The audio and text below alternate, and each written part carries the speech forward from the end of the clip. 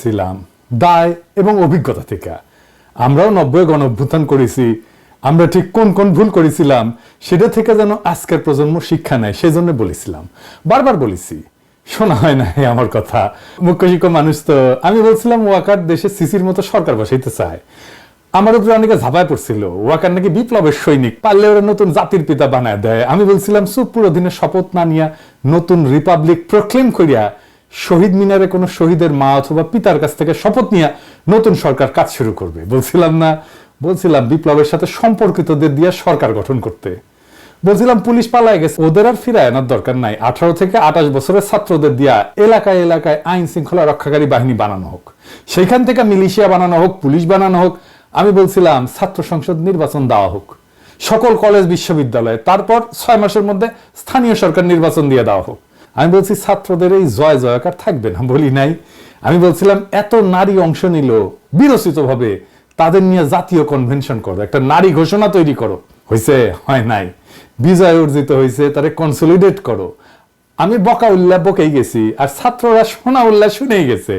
একটা সেন্টারে আহতদের চিকিৎসা, শহীদদের অনুদান, কোনো কিছুই চলতেছে না। দেখেন, প্রফেসর ইউনূস নিজে স্বীকার করছে টাকা আছে, তাও দেওয়া হচ্ছে না অজানা কারণে। আপনারাই শুনেন প্রফেসর ইউনূসের কাছে এই যে কি কয়। গণতন্ত্রের আন্দোলন এবং অভ্যুত্থানে প্রাণ দিয়েছেন তাদের প্রত্যেকটা পরিবারকে 30 লক্ষ করে টাকা দিবেন। আপনি নিশ্চয়ই অ্যাওয়ার যে সেই প্রতিশ্রুতি পালিত হয় নাই এখনো। এটা কেন? তাদেরটা প্রায়োরিটিতে আসলো না কেন? তাদের প্রায়োরিটিতে ছিল বলেই তো কথা ঘোষণা হলো, প্রায়োরিটিতে ছিল, কিন্তু বাস্তবায়ন করা যায়নি।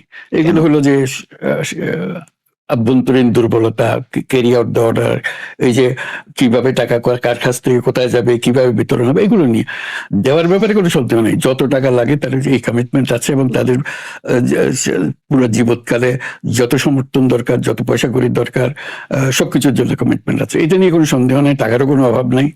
এটা মাঝখানের প্রজেক্ট করতে আমার ভয় লাগে, যে কথা বলে ওটা পারি না, তো শেষ পর্যন্ত গিয়ে পৌঁছে না। কথার আন্তরিকতা তো মানুষ বিশ্বাস করে।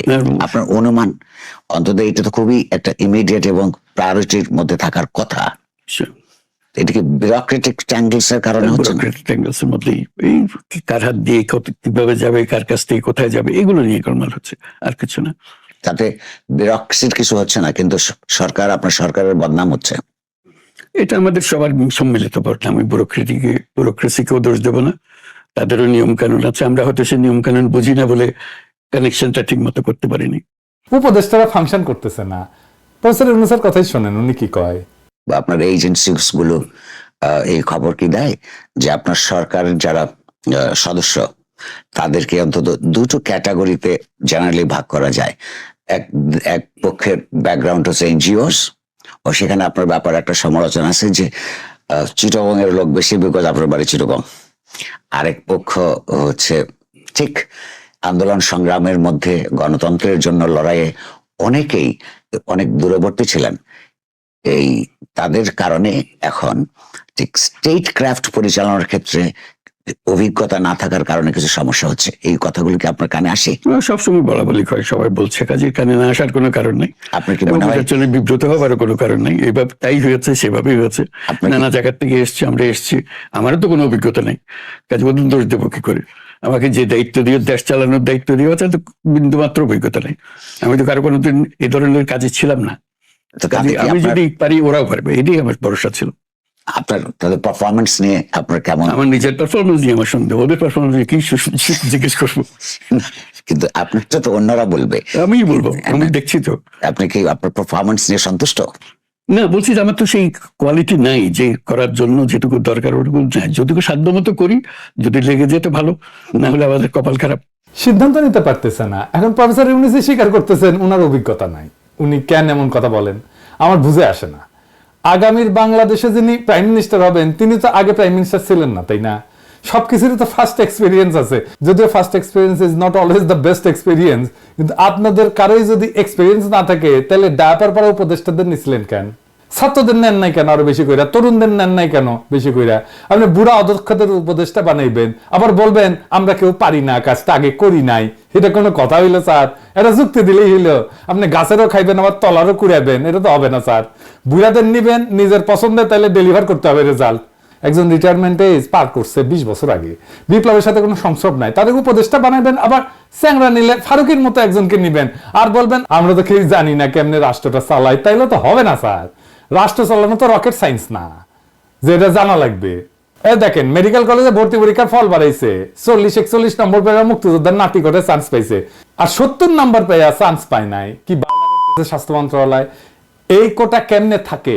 যদি এই কোটায় ভর্তি হয় স্বাস্থ্য মন্ত্রণালয় আগুন লাগাই দেবো কইলাম। এই রেজাল্ট ক্যান্সেল, ফলাফল ক্যান্সেল, ফলাফল বাদ। আমি বলে না হলে জিডি থেকে রেজাল্ট বাইরেছে উঠি গরু ফেলা জব দিমু, জিয়াফত করবো কয়ে দিলাম। আবার দেখেন যে রামপুরায় রিক্সাওয়ালা ইসমাইল নিহত হয়েছিল, এটা ছবিটা বাইরে হয়েছিল না, দরজা হাসপাতালের দরজায় পড়ে আছে, দরজা নাকি খুলে নাই। তো ওইখানের এক ডাক্তার সাদি ফেসবুকে কমেন্ট লিখেছিল এই যে এইটা, যে কথাটা ঠিক না, আমি গেছিলাম দেখছি তখন মারা গেছে, ব্যাস আর যাই কথা। আমাদের বীর পুলিশ ঝাঁপে পড়েছে, সাদি সহ 5 জনকে অ্যারেস্ট করেছে, মামলাটা এমন ধারায় দিছে যেন জামিন না হয়। দেখেছেন, খুন করবি পুলিশ, বাঁচাইতে যাওয়া ডাক্তারকে মামলা দেবে হত্যা চেষ্টার, খুনের দায় ডাক্তারের উপরে চাপাই দেবে, ডাক্তারের অ্যারেস্ট করবে, মামলার বাদী হবে পুলিশ, এই মামলা বাদী করলে পুলিশ, আর ডাক্তারের জামিন বন্ধ হবে।